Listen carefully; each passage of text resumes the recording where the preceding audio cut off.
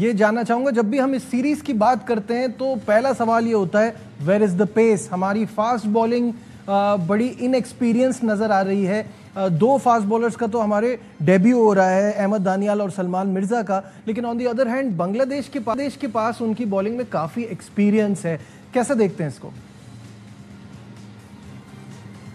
देखिए, मेरा ख्याल है कि जो पाकिस्तान जब फास्ट बॉलिंग का आपका टेस्ट तो बेसिकली उस टाइम पे होता है कि अगर आप टेस्ट क्रिकेट खेल रहे हो, जिस तरह आपके सामने है कि इंग्लैंड और इंडिया की सीरीज हो रही है, फास्ट बॉलिंग का कंपटीशन आपको नजर आ रहा है दोनों जाने से। फिर ऑस्ट्रेलिया और वेस्ट इंडीज की सीरीज हो रही है, फिर साउथ अफ्रीका और ऑस्ट्रेलिया का टेस्ट चैंपियनशिप का फाइनल हुआ है।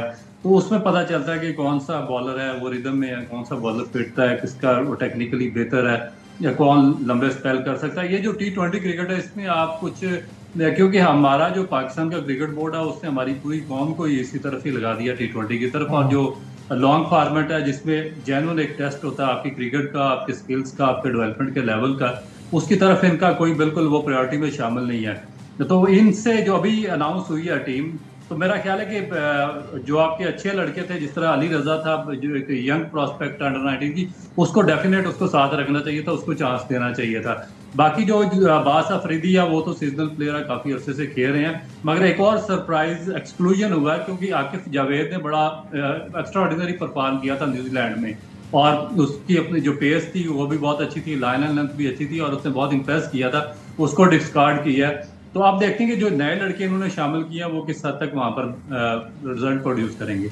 अच्छा, अहमद दानियाल की सिलेक्शन पे बहुत ज़्यादा सवाल उठ रहे हैं। उन्होंने खुद भी एक जगह कहीं कहा है कि मैं खुद भी एक्सपेक्ट नहीं कर रहा था कि मेरी सिलेक्शन हो जाएगी।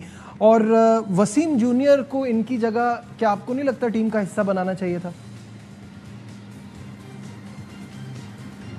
देखिए, जब आप शार्ट फॉर्मेट खेल रहे होंगे तो फिर ये पाकिस्तान की जो सिलेक्शन कमेटी है, क्रिकेट बोर्ड है, और उस पर जो डिफरेंट लॉबीज काम करती हैं, उनके लिए बड़ा आसान हो जाता है कि अपने अपने जो फेवरेट जो प्लेयर्स हैं उनको पाकिस्तान टीम का हिस्सा बनाया जाए।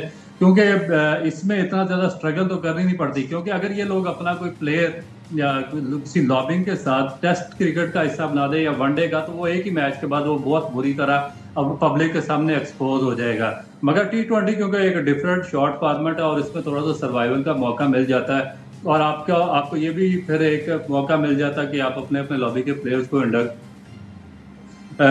कर दें टीम के अंदर। तो फिर ये फेवरेट प्लेटफॉर्म बन गया पाकिस्तान की सिलेक्टर्स का, पाकिस्तान में जो डिफरेंट लॉबीज काम करती हैं उनका, और फिर जो उनके पीछे लोग काम करते हैं उनका। तो मेरा ख्याल है कि इस चीज़ को देखना पड़ेगा थोड़ा। बिल्कुल सही है।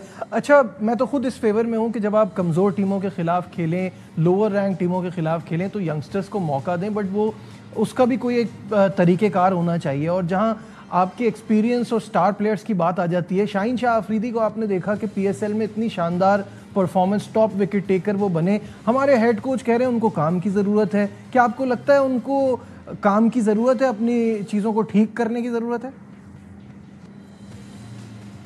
डेफिनेट है, क्योंकि ये जो उनके बारे में बातें जा रही है कि एक ही इवेंट में उन्होंने परफॉर्म कर दिया PSL के, क्योंकि एक लोकल इवेंट था, इसमें बाद दफ़ा आप परफॉर्म करते हैं, बाद दफ़ा आपसे परफॉर्म नहीं होता, क्योंकि जो डिफरेंट टीम्स होती हैं इतना ज़्यादा स्ट्रांग होती नहीं है वो। मगर असल चीज़ ये है कि आप जब इंटरनेशनल क्रिकेट खेलते हैं तो उसमें जो स्ट्रांग टीम्स हैं उसके खिलाफ आपकी परफॉर्मेंस क्या है। तो हमारा ये जो फास्ट बॉलिंग अटैक है ये बड़े लंबे अरसे से स्ट्रगल कर रहा है। एक तो अपनी इंजरीज की वजह से स्ट्रगल कर रहा है, फिर इंजरीज के बाद जब इनका रिहेबिलिटेशन प्रोसेस स्टार्ट हुआ और उसके बाद दोबारा कम बैक किया, तो इन जितने भी फास्ट बॉलर्स थे इनकी पेस भी कट ऑफ हो चुकी थी, और कोई भी एक ऐसा इवेंट नहीं था जो कि इन्होंने स्ट्रांग टीम के खिलाफ पाकिस्तान को कोई मैच जितवाया हो। तो स्ट्रगल डेफिनेट है और उसमें काम करने की भी जरूरत है, मगर काम इस तरह नहीं होता जिस तरह ये स्किल डेवलपमेंट प्रोग्राम का ड्रामा लगाया है। ये हेड कोच कोई आ गया या डायरेक्टर अकेडमीज आ गया तो अपने आप को शो ऑफ करने के लिए 10-12 दिन का एक स्किल डेवलपमेंट का ड्रामा किया, अपने फेवरेट कोचेस को वहां पे इंडल्ज किया।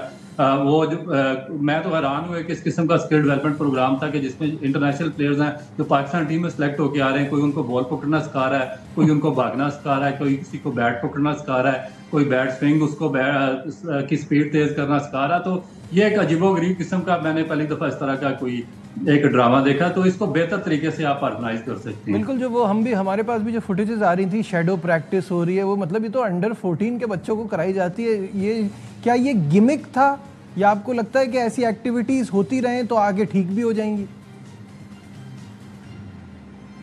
देखिए, इस तरह की जो एक्टिविटीज़ हैं वो आपको ग्रास रूट लेवल पे करने की ज़रूरत है। आपको अकेडमीज़ को फंक्शन करने की ज़रूरत है। आपकी जितने भी रीजन्स हैं, टॉप के रीजन कराची में, रावलपिंडी में, मुल्तान में और जो फैसलाबाद, सियालकोट, इस तरह के शहर हैं जो आपकी नर्सरीज़ हैं, वहाँ पे जो आपके पास एक टैलेंट अंडर, जिस तरह आपने बात की अंडर 14 का, अंडर 16, अंडर 17, अंडर 19 का, तो वहाँ पे आप ये काम कर सकती हैं। जब कोई बंदा पाकिस्तान टीम के अंदर आ जाता है तो फिर उसको आप इस तरह के ड्रामे की जरूरत नहीं होती। मैं आपको मिसाल देता हूँ कि बाबर आजम अब 11 साल पाकिस्तान से खेल चुका है और दुनिया के जो टफेस्ट बॉलिंग अटैक है उनका सामना कर चुका है, टफेस्ट बॉलर्स को फेस कर चुका है, स्कोर भी कर चुका है। अब जो उसके इश्यूज हैं वो साइकोलॉजिकल इश्यूज हैं, वो ये इश्यूज नहीं है टेक्निकल इश्यूज जिसको ये हैंडल करने की कोशिश कर रहे हैं। इसी वजह से जब आपके जो, मैं इसीलिए बात करता हूँ कि आपके पास जब स्पोर्ट्स एजुकेशन नहीं होगी, इलिटरेसी प्रिवेल करेगी पाकिस्तान क्रिकेट बोर्ड के अंदर, उनके कोचिंग स्टाफ और मैनेजमेंट के अंदर, तो फिर आप बाबर आजम को भी बैट पकड़ना सिखाएंगे, बाबर आजम को भी बैट स्विंग करना सिखाएंगे, बाबर आजम की भी टेक्निक और रिजवान की भी टेक्निक पे आप काम करना शुरू कर देंगे और शाहीन अफरीदी की जो उसको भी बॉल पकड़ना और उसको भागना सिखाना शुरू कर देंगे। तो ये एक मज़े का केस अमल है, ये दुनिया में कहीं भी इस तरीके से क्रिकेट कोचिंग नहीं होती। अच्छा, बाबर आजम का ही आपने जिक्र किया तो उनसे मुतालिक वो जो खबरें आ रही थी कि कोच ने उनसे विकेट कीपिंग का ऑप्शन दिया, उन्होंने खुलकर कोई तरदीद तो नहीं की लेकिन कहा कि वो विकेट कीपर के तौर पे ऑप्शन नहीं है। जब वो साहबजादा फरहान से करा सकते हैं जो खुद कह चुके हैं कि मेरी बैटिंग स्ट्रगल करती है जब मैं कीपिंग करता हूँ, तो वो तो फिर किसी से भी करा सकते हैं।